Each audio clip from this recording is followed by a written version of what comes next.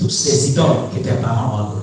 Et il y a d'autres qui sont allés dans des églises pour aller adorer aussi des idoles. Excuse-moi. Même dans l'église, on fait arriver des idoles. Oui. Qu'est-ce qu'on appelle l'idole en fait?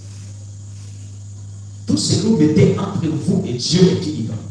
Votre travail peut être une idole pour vous. Oui. Votre femme peut être votre idole. Votre mari peut être votre idole. Si vous considérez la chose plus que Dieu, immédiatement vous devenez un idolâtre. Alléluia. Considérez même ton pasteur plus que Dieu, il devient une idole. Quelqu'un peut dire amen à ça? On doit respecter les serviteurs de Dieu, respecter ton pasteur. Mais il ne faut pas arriver quelque part où c'est-à-dire que lui, il a pris la place de Dieu dans ta vie. Si tu fais ça, tu deviens idolâtre. Là, il n'y a pas d'amen. Est-ce que c'est à moi de demander les amens? C'est pas moi. Là, amen, ça veut dire c'est la vérité. Ça veut dire ainsi soit-il. Si tu sais ce que j'ai dit est vrai, dis amen. Oh ben c'est trop lourd. Que Dieu bénisse. C'est pourquoi on n'adore pas les statues. Exode chapitre 20 nous dit de ne pas faire des représentations des choses qui sont dans le ciel, qui sont sur la terre, qui sont dans les eaux, et qu'on ne doit pas se prosterner. Vous savez, les gens prennent ne pas faire la représentation, mais ils oublient que après avoir parlé ils ne peuvent pas se prosterner devant ça. En fait, c'est la prosternation. Quelqu'un peut dire amen à ça? Ça veut dire quand tu commences à te mettre à genoux devant ça, à considérer que cette image-là, cette statue-là, c'est une divinité, peu importe le nom que tu donnes. D'autres disent non, c'est pour vénérer. Vénérer, c'est y adorer aussi. C'est la même chose. Vous ne devrez pas le faire. C'est comme ici. Nous sommes dans un temple. Vous avez vu qu'ici, j'ai fait le dessinateur a dessiné le Seigneur Jésus avec la brebis. Il est le bon berger, j'ai mis le bon berger. De l'autre côté, c'est un verset biblique. Ici, ça c'est le blé. C'est le blé. Vous savez ce que signifie le blé? Qui croit qu'il est le blé ici? Nous ne sommes pas livrés. On est le blé. Vous savez quoi je veux dire? Hein? Ça c'est juste une fleur. Alléluia. Est-ce que quelqu'un peut dire amen à ça? Combien de fois que je suis à la route de Salon? Une rose est une fleur, non? Mais toutes ces images-là, tu n'as pas le droit de venir te mettre à genoux devant ça. Ici, c'est l'agneau. Ici, c'est la colombe. Je prends par exemple, quelqu'un est en train d'enseigner sur l'agneau et la colombe. N'est-ce pas? Il peut indexer ça, présentant qu'est-ce que l'agneau, qu'est-ce que la colombe. L'agneau, c'est Jésus-Christ. La colombe, c'est le Saint-Esprit. Est-ce que quelqu'un peut y amener à ça? Est-ce que c'est pour ça quelqu'un va venir s'incliner devant ça? Ce que vous voyez ici, là, ça c'est la croix de Christ. C'est le crucifix. Les apôtres, autant les apôtres qui portaient des croix. Qui a lu ça dans l'histoire de l'Église? Oui. Parce que c'est l'emblème du christianisme. Mais c'est quand tu arrives où tu commences à te mettre à genoux. Si tu viens te mettre à genoux ici parce que tu te dis que la croix là c'est Dieu, et tu deviens un féticheur dans l'Église. Est-ce qu'on est d'accord? Est-ce qu'on est d'accord?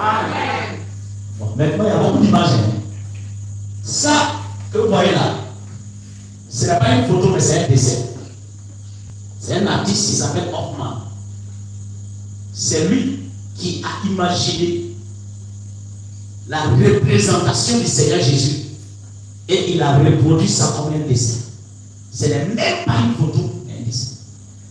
Et le prophète a dit que le jour qu'il a rencontré le Seigneur Jésus-Christ, et qu'il a vu, parmi toutes les photos, les représentations que les gens font, le seul artiste qui a réussi un peu, c'est Hoffman. Parce que quand il a vu le visage du Seigneur, ça lui s'attire un peu. Il n'a même pas dit c'est ça, il s'attire vers ça. Quelqu'un peut dire à ça. Mais ce n'est pas pour autant que tu vas te dire, tu vas me dire d'arrêter. Jésus, tu m'entends, non? Jésus, c'est toi devant nous. Si tu arrives à ce niveau-là, tu es de la vie. Est-ce que quelqu'un peut dire à ça? On va aller ici d'abord. Ça, c'est une photo. Vous allez voir que c'est un blanc. Mais vous allez voir le nom, c'est William Marion Branham. C'est un prophète qui est venu selon Malachie chapitre 4. Et il est né en 1909. Il était en train de prêcher. Le Seigneur, en 1947, a envoyé un ange depuis l'éternité, pendant que Israël a été contraint à rentrer dans sa patrie. Parce que Hitler et les autres les ont contraints à rentrer. L'ange de l'Éternel vient voir le prophète. Et il lui dit, j'ai été envoyé depuis la présence du Seigneur pour te dire que tu as un message pour préparer l'épouse pour la seconde venue du Seigneur. Et quel est le message? C'est de dire à toutes ces églises-là de retourner à la foi apostolique. La sainte doctrine, ce que les apôtres croyaient. Les églises ont abandonné la sainte doctrine et le péché est entré dans l'église. C'est ainsi que Dieu va commencer à lui révéler. Parfois la colonne de feu vient, l'ange là vient lui parler. Et c'est là qu'il a commencé à enseigner. Et c'est là le Seigneur va lui dire que le baptême, le vrai baptême, c'est au nom du Seigneur Jésus-Christ.